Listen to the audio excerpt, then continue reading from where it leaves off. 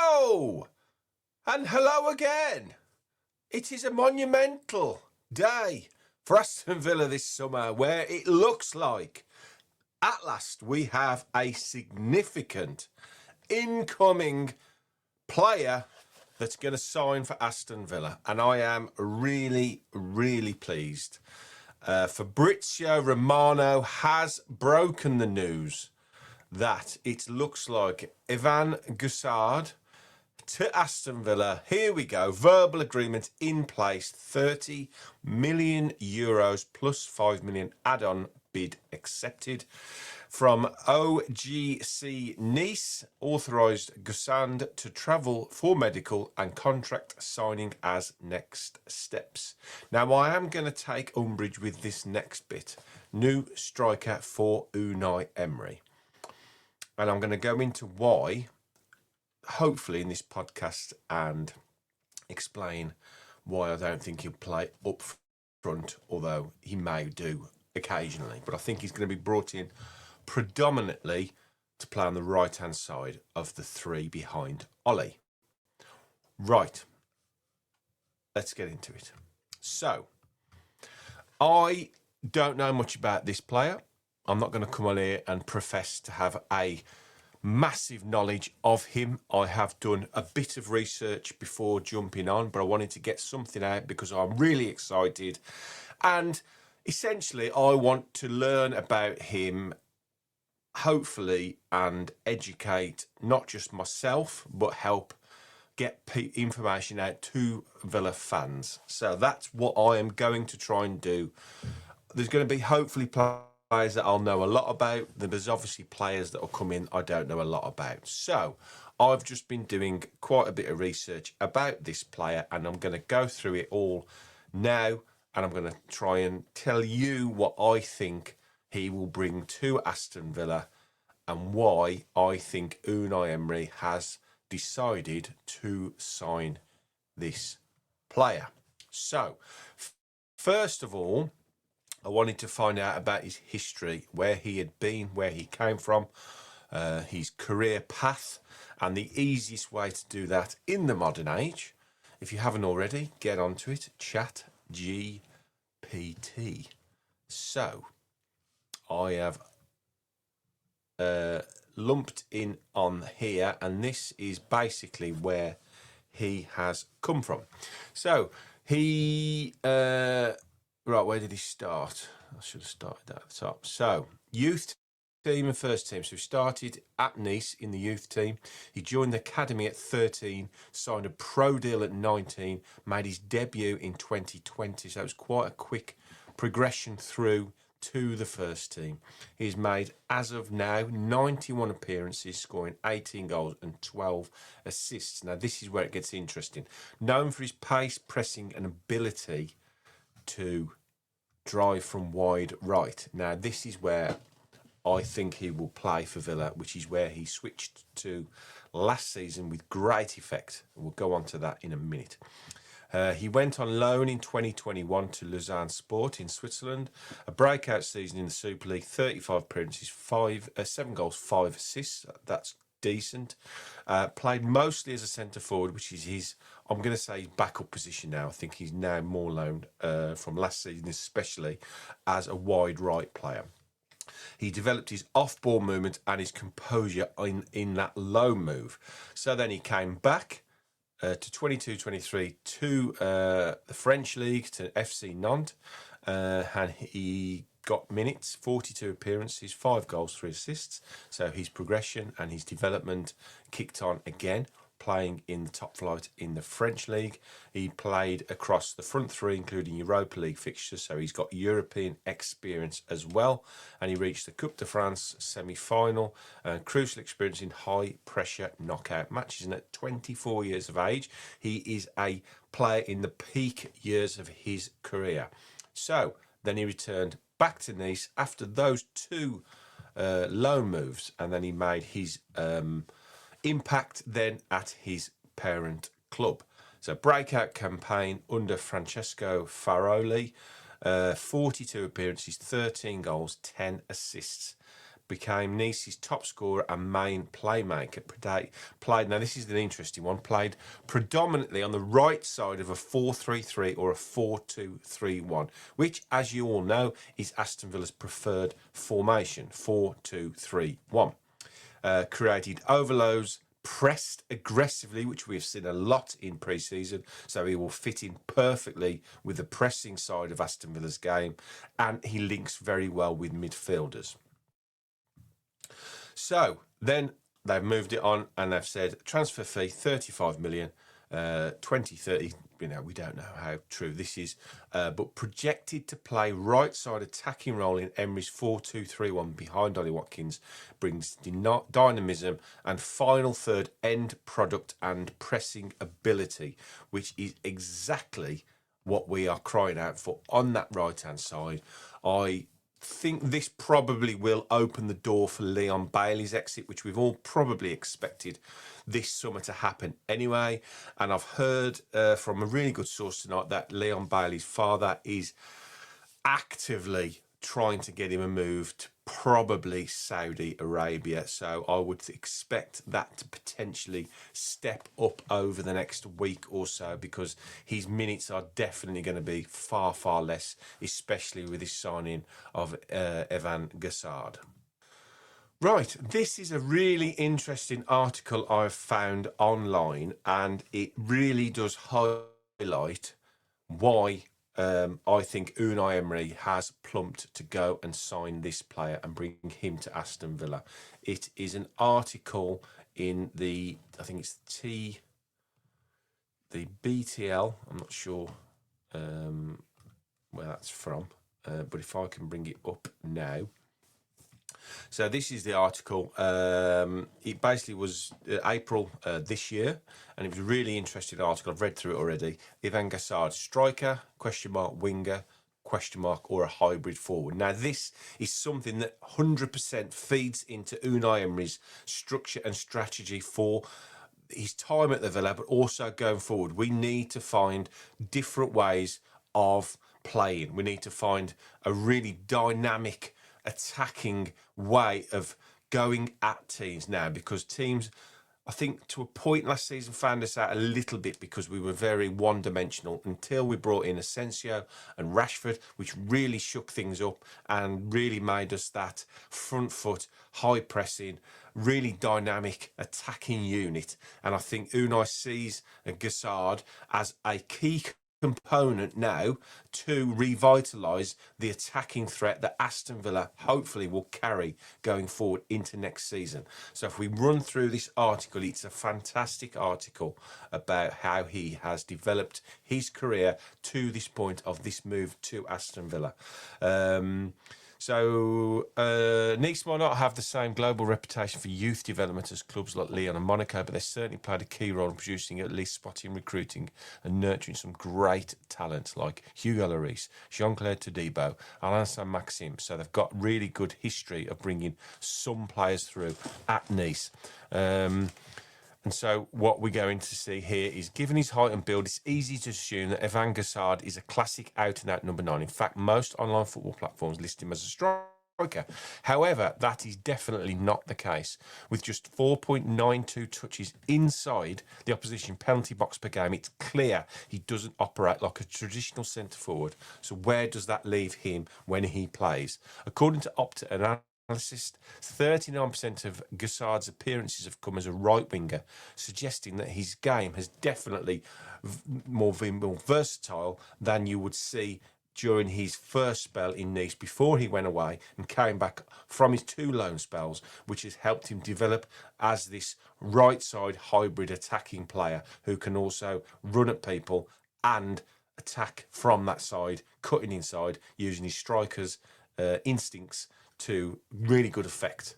So, but what I've told you is not a traditional winger either. Again, this hybrid role, which we see a lot with Unai Emery, and the way he brings players in and the way he wants to really challenge players that are currently at Villa and also wants to develop this way of playing. And this is why this is such an exciting signing. Honestly, the more I looked into this, the more I got really excited. So, if you if he doesn't hug the touchline, hold the width, or constantly look to take on defenders from wide areas. In fact, the bulk of his touches come from central spaces, particularly half spaces, rather than out wide. So he's not a typical striker or a classic winger. So what is his best position?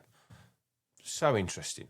Guessard's best described as an inside forward. Now, for those of you who are probably as old as me, that was the old inside forward position that, when football was back in the 50s, 40s, was sort of inside on the right-hand side with a five-man attack, essentially. So you didn't have a winger, you had an inside forward and then a central midfielder attacking, which is now the 10. So the inside forward would be just outside the 10 and just inside the winger. So he picks up these positions on the right-hand side, and the majority of his touchings come from the right half space where he thrives the most. So if you look at his season heat map from last season, you can definitely see here that predominantly red area on the right hand side of the attacking third of the pitch is where he does all his work. Okay, so they go to SofaScore and says he excels when playing alongside another striker who occupies the central spaces.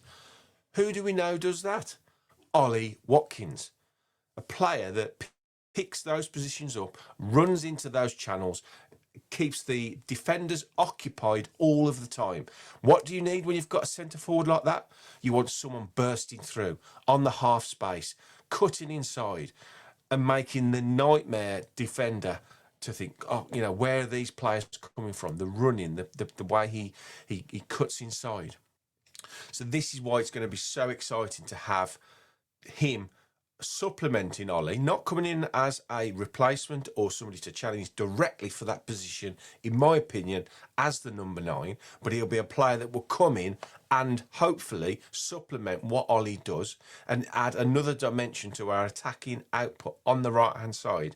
We've seen Leon Bailey, obviously John McGinn has played in that role. Obviously, as more of a midfielder, John McGinn tends to sit a bit deeper, hasn't got that electric pace to get past people and relies a lot on his temperament and his calmness and bulldog spirit to get forward, whereas Bailey always relies on pace, trickery to get past his player and try and produce something, a cross or a shot or cut inside on his left foot.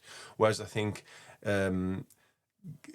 Guessand will definitely be looking to go at people and to run in behind. And if we see this here, overlapping occupies central spaces and engage the two centre backs while overlapping full backs, stretching the width. When I read this article, I literally jumped up and down with joy because this is the way we want to play. You know, we're going to see maybe a switch to this 3 at the back or a 5 or a 5-3-2 or something like that. This developing strategy, formation, tactics. Can you tell I'm excited? So with Matty Cash, you know, I think staying, Luca Dean staying, we're going to have these full backs that hopefully will have a little bit more licence to get forward.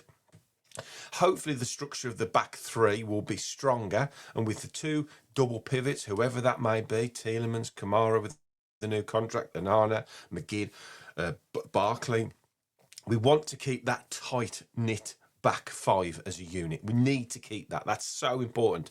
But we have to have an outlet on that side, either side, doesn't matter, or through the middle. So we've seen players that can really do damage, but adding Guessand in, for me, currently, could be a game changer. Honestly, could be a massive game changer. So this setup allows Guessand to make the most of his most dangerous weapons, running in behind. Okay? Running in behind. So watch your back. You'll never Guessand where he's coming from. I mean, you know what I mean. Great. Off the ball movement is fundamental skill for any professional footballer. It remains one of the most underrated aspects of the game. Honestly, this article is fantastic.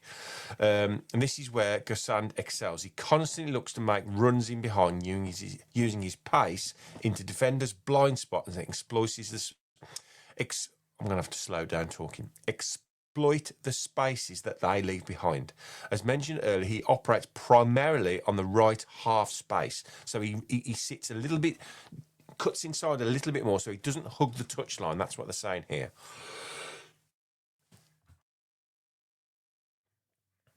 So, what does he do? He thrives on attacking the gap between the opposition's left centre-back and left-back. So if you see these clips now that they bring up, which are fantastic, which makes his combination of speed and physicality very difficult to pick up, because he's running not from the touchline, so the left back's not picking him up, but he's not a 10, so the central defenders are thinking, well, that's not my job to pick him up, it's my fullback's job. So he's making it by sitting in that pocket on the half turn, as we see here. If you look at this video here, I think there's 3 clips on a loop here. So he's got this run, cuts inside the left fullback, and then in between the left central defender and the left back. And again here, look at this, picking up this space in the middle, causing havoc, running in behind. Absolutely fantastic. Midfielders looking for him, look, lays it off. What does he do? He doesn't stand on his laurels. He gets forward. He drives forward in between that left back and left centre half. This is the goal that comes. Again, a great ball through, making the most of his pace and his dynamism, and gets on the end of it. And he's got the ability and the physicality to hold defenders off and then cause havoc in the box. Honestly, it's so exciting. Most of his shots come from inside the box, naturally leading to a high percentage of opportunities. 11 league goals from, don't forget this was in April, the season hadn't finished, suggests he's currently overperforming his expected output. His goal conversion rate only ranks 10th amongst League One strikers, but as we say, he's not a striker. He is a midfield, right side attacking midfielder in that little half space.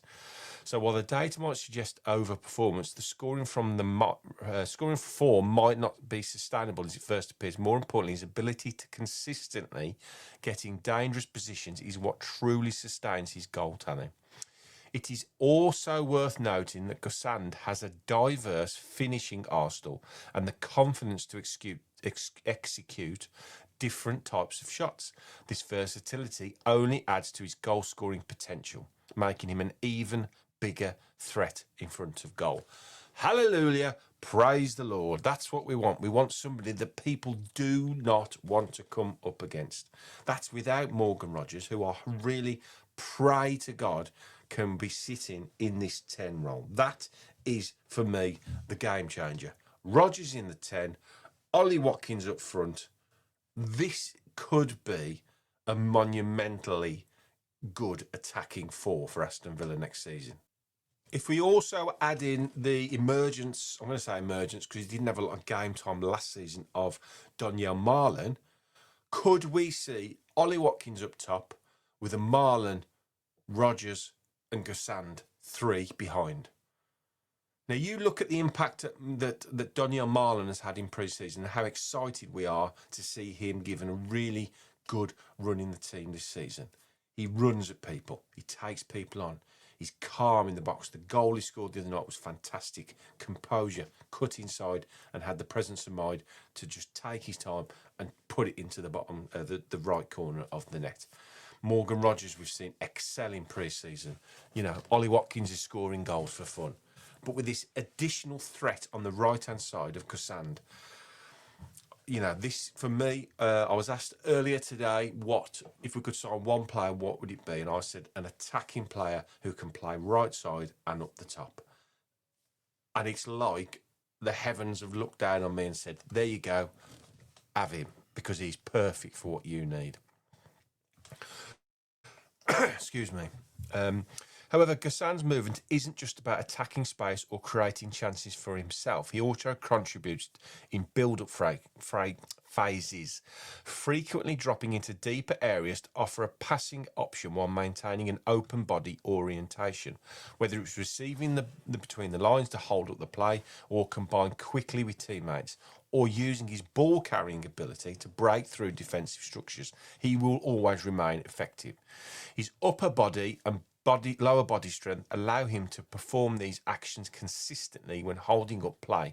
He plants himself firmly, anchoring his position, effectively pinning his marker before rolling his body and around them. John McGinn. Think of John McGinn. When he receives the ball, he always receives the ball on the half turn. I know it's the old arse out, but he receives the ball, he feels the player in behind him, he knows exactly where that player is, and when the ball comes to him, he knows exactly what he's going to do with it, and he turns away, and he's away, he's gone. And we've seen that so many times. You add that into a 6'1" physical specimen of a man who's fit, quick, strong, athletic, then it's a hell of a combination to have there. So we see this with this, again, clips of him. We've just halfway through this once we watch this again. So you see, look here, wins the ball and he's gone. He's away. Driving at players, cutting inside, looking for the player on the outside. Again, this little clip here. Gets the ball, lays it off, and he doesn't stand on parade. He goes again. He lays it off, goes again. Again, this is the first one again. Looks, ball breaks down. What does he do? Looks to drive at people. We see Morgan Rogers doing this quite a lot. We're adding another exciting dynamic into that attacking third. It's going to be fantastic. So this is the final piece now. In fact, the ball carrying is another area that might cause some confusion, especially when looking at the players' numbers compared to other forwards. He ranks in extremely high percentiles for total carries, progressive carries, and carries into the final third. So his ball carrying is one of his key attributes and one of his key strengths. Once again, this reinforces Guessand as neither a traditional striker or a typical winger. His lower ranking among wingers is due to the fact that, well, not a winger, also a tendency to combine quickly with teammates rather than take defenders on in isolation. It doesn't mean he lacks technical skill, running power or physicality. So this is his League One against everybody last season in League One. So offensive duels, he was third, offensive duels, fourth, chance creation, eighth, ball carrying frequency, eighth, non-penalty goals and assists, ninth. This is the whole of League One, don't forget. Dribbles per 100 touches, ninth, duels won, ninth, non-penalty goals, 11th. So that's pretty good for a right-hand side player, isn't it? Not a centre forward. We see the same clips again. So these are little clips of men. Guessand's average is 1.17 key passes per 90 and has registered 7 assists. I think he finished on 8 and he created 30 big chances last season in League One. So he's influential with both the ball and without it. Now this was really surprising me. So this is his defensive statistics. Okay. So carries, dribbles, goals, threats, they're all there for key. After all, strikers are there to score and defenders are there to defend. But the highest level, highest work rate and intelligent pressing are just as important for a striker. In fact, some might argue that Guessand's defensive contribution is just as impressive. When compared to other forwards across Europe in top 5 leagues, Guessand's defensive numbers are elite. Just listen to that. Elite. I've just outlined why he's such a big threat going forward. I've just outlined why he fits perfectly into Aston Villa's strategic way of playing, formation, technical, tactical way of going forward. Why he had so many real threats to us going forward. He'll add a real different dynamic to us. But when you look at what he does defensively for a winger/forward, it is phenomenal. He ranks in extremely high percentiles for tackles all over the pitch, showing just how much ground he covers off the ball. And unlike his in-possession stats, his rankings don't drop drastically when compared to other wingers, further proving his all-round impact. So this, look at that. The higher the green, the higher the number near to 90 is how he ranks in League One last season. So tackles, one of the best. Tackles one of the best. Defensive third, midfield third, attacking third. He tracks back. He does the hard yards. He pushes himself. He gets back. He does a job for the team. And not only that, when he picks the ball up, he gets forward. He dribbles. He beats people. Look at that. Blocks. You'd think this was a central defender. Blocks, shots blocks, passes blocks, interceptions, clearances. It's honestly, it blows my mind when I started reading up about this player. So no matter the out of possession shape, whether it's 4-4-2, 4-1-4-1 or 4-2-3-1, which is Villa's preferred currently tactics, Guessand is almost always deployed in wide areas where his physicality, work rate, tackling ability help him defend those zones effectively. So Matty Cash, should he be the player playing in just behind him, he will have a player in front of him. Not only he can trust with the ball, not only he can look to get him in on the inside or cut through the left back and left central defender, but he can also rely on him to help him out when he's under pressure, when he's got a real good player on his hands. Guessand isn't afraid to get back in, get stuck in, and do the hard yards.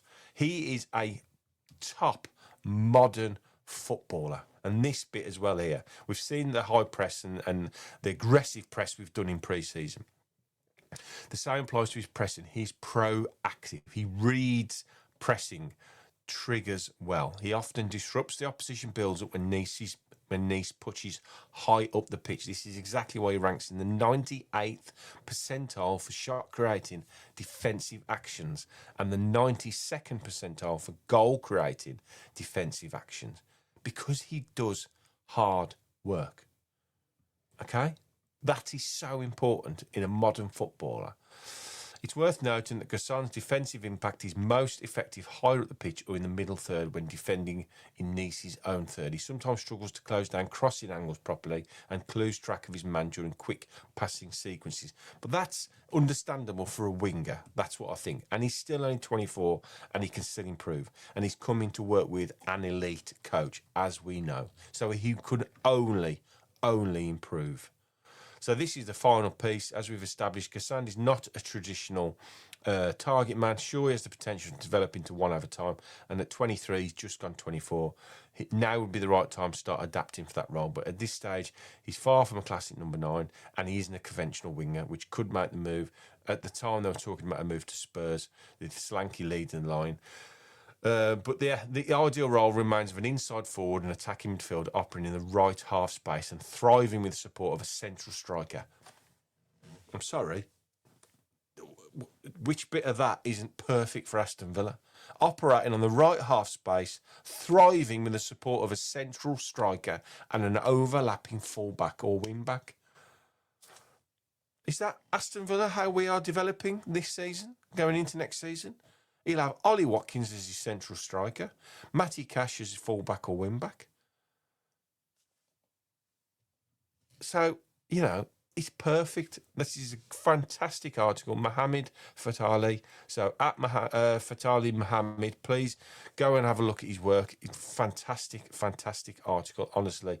And I absolutely loved reading all about that. So that's it from me. I hope you've learned something.